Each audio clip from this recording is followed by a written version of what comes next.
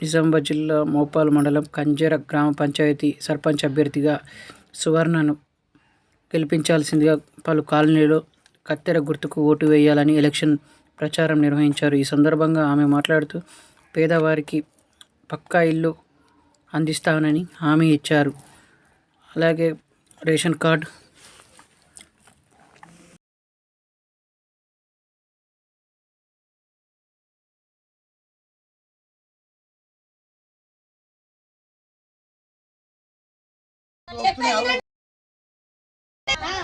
వాళ్ళిచ్చి వాళ్ళే బయట పడ్డారు. నిన్న మా కక్షలు వచ్చినాయి, మేము పనులు చేపించినామని ఇన్ని రోజులు చెప్పండి.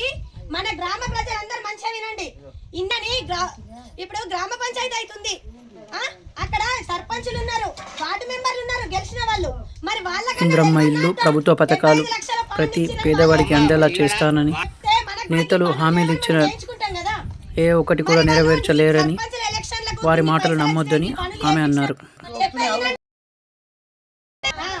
వాళ్ళిచ్చి వాళ్ళే బయట పడ్డారు. నిన్న మా కక్షలు వచ్చినాయి, మేము పనులు చేపించినామని ఇన్ని రోజులు చెప్పండి. మన గ్రామ ప్రజలందరూ మంచిగా వినండి.